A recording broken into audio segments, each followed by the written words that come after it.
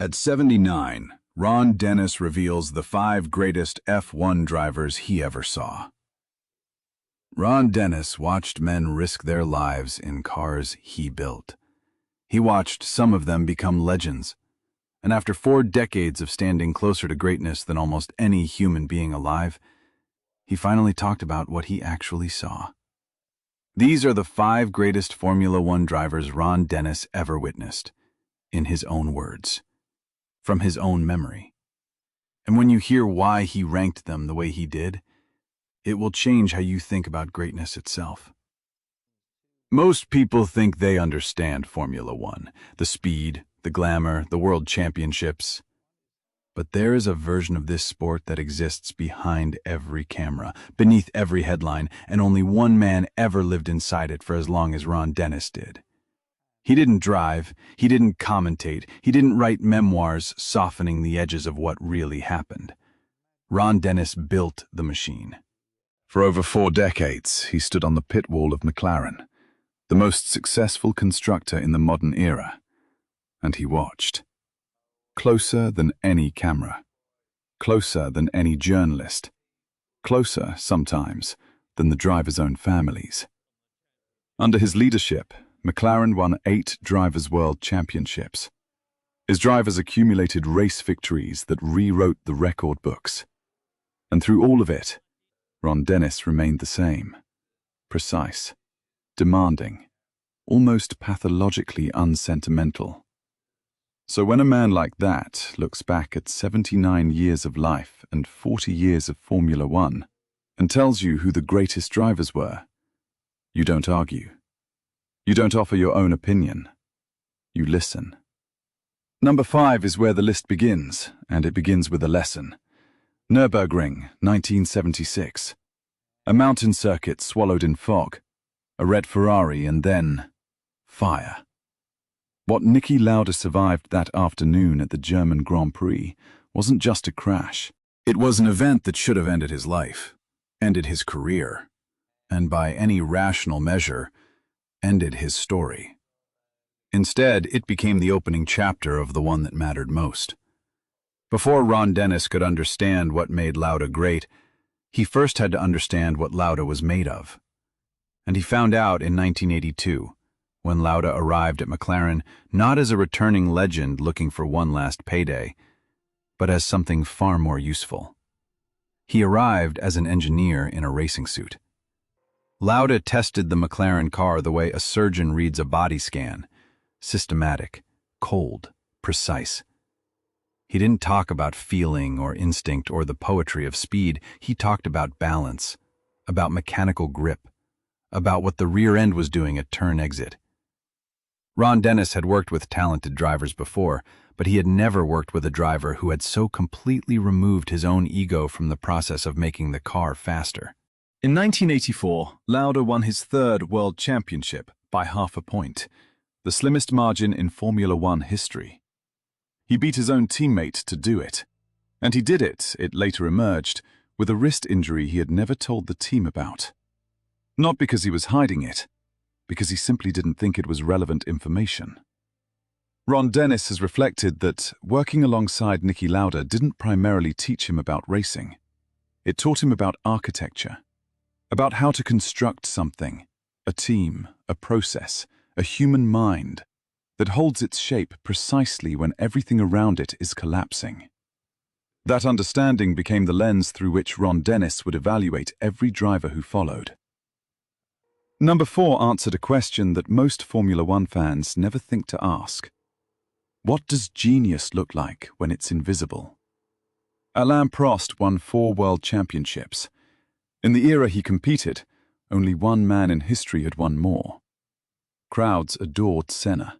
The British grandstands went wild for Mansell, but inside the McLaren garage, in the debrief rooms and the engineering sessions and the long evenings of technical discussion, there was only one driver whose feedback was so precise, so surgically accurate, that engineers reportedly stopped what they were doing and wrote down every word he said. Prost didn't win races the way other champions did. He didn't attack the problem. He dissolved it. Every race weekend was a mathematical equation, Tire degradation, fuel consumption, the exact moment to push and the exact moment to preserve. He called himself the professor. His critics called it calculated. His rivals called it boring. Ron Dennis called it the purest expression of motorsport intelligence he had ever seen in a cockpit.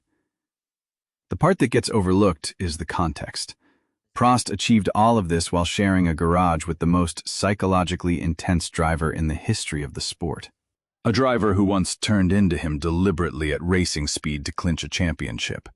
A driver who made Prost's professional life genuinely, measurably difficult for 3 consecutive seasons. And Prost never cracked. Never lowered himself to the same level, just kept working, kept solving, kept winning.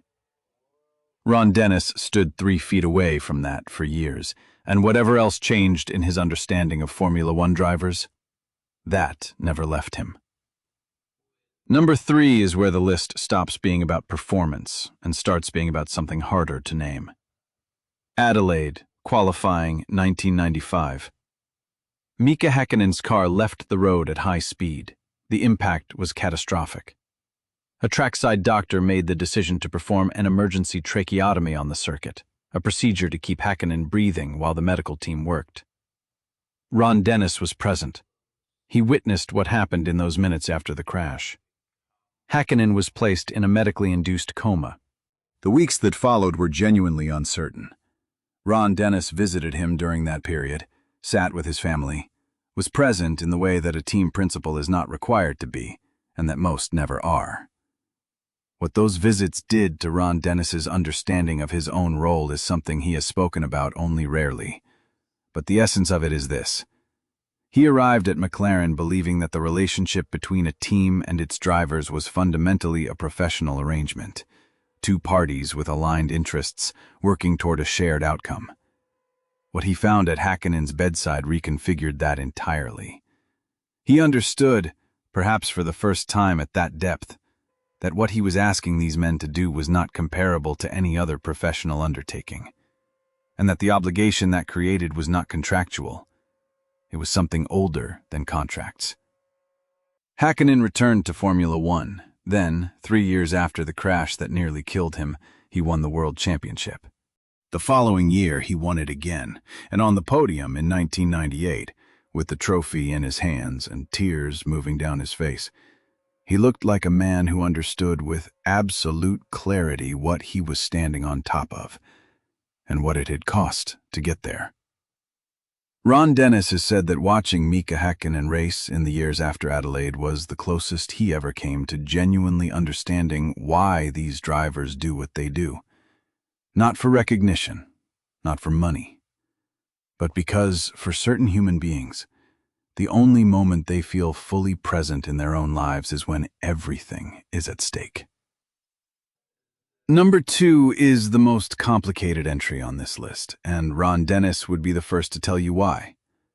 Michael Schumacher was not a McLaren driver. For the better part of a decade, he was McLaren's primary obstacle. Ron Dennis competed against him, clashed with him publicly, and found himself on the opposing side of some of the most controversial moments in modern Formula One history. The collision at Adelaide in 1994, the incident at Jerez in 1997, the season in which Schumacher was disqualified from the entire championship results.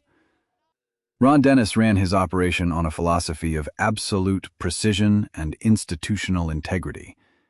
He had every professional reason to dismiss Schumacher as something other than great. He didn't.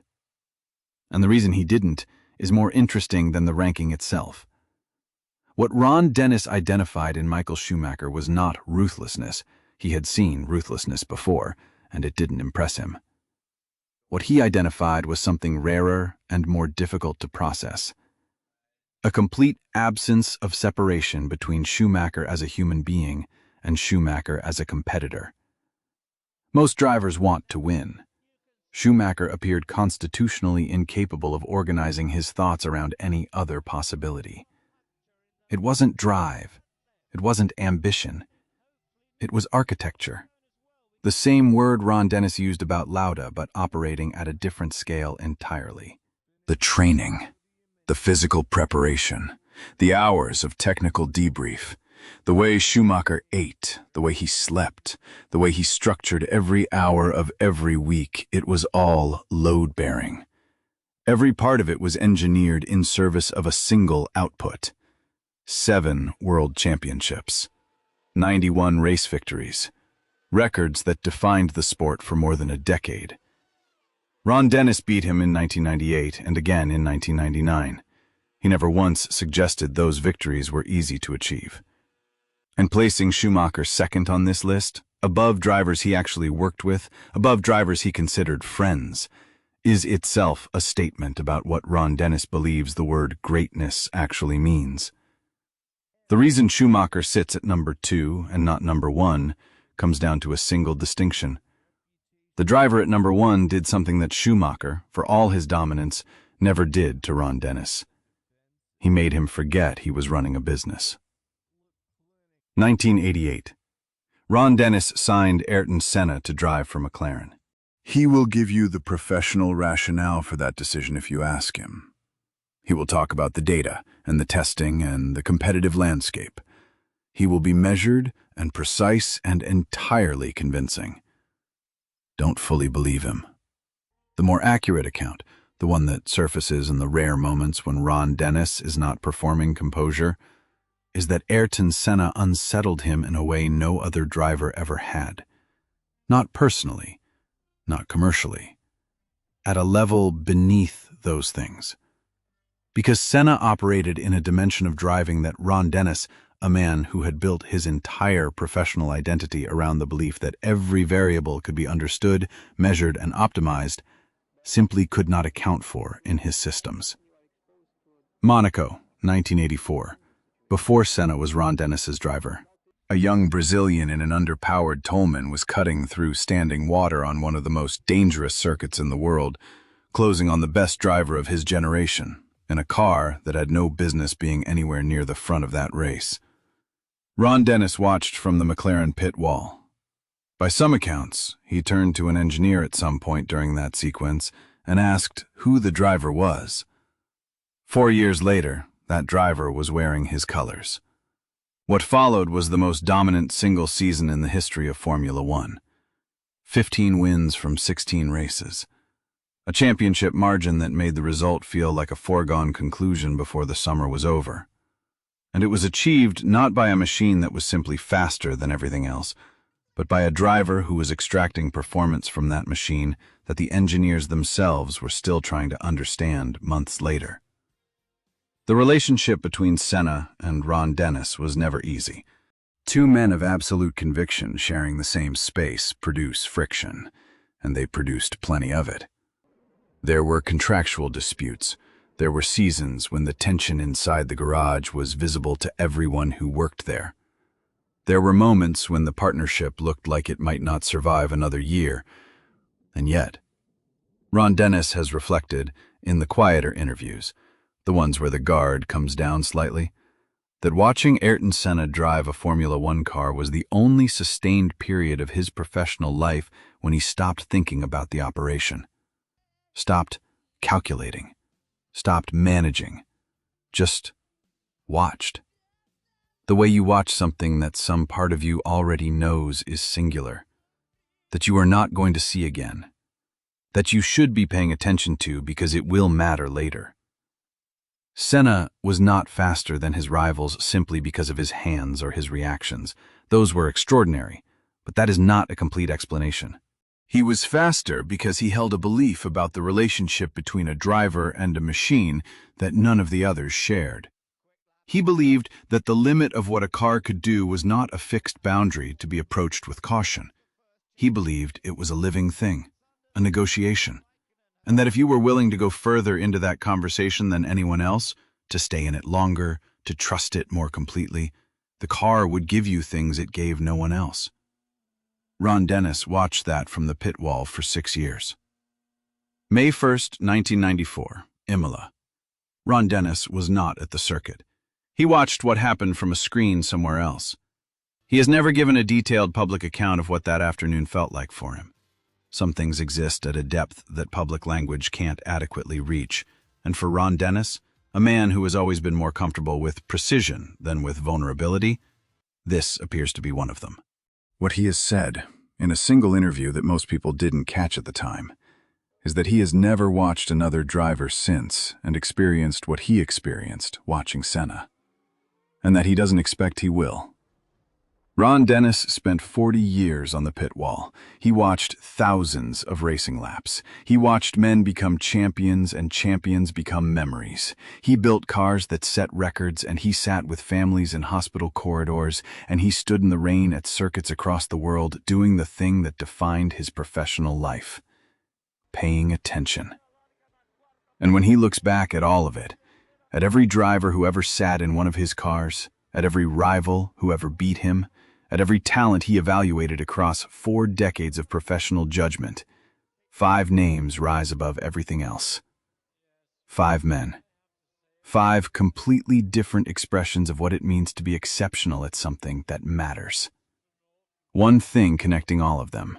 At some point, on some afternoon, at some circuit, in some moment that Ron Dennis probably didn't even fully register at the time, each of them made him stop thinking. Stop calculating.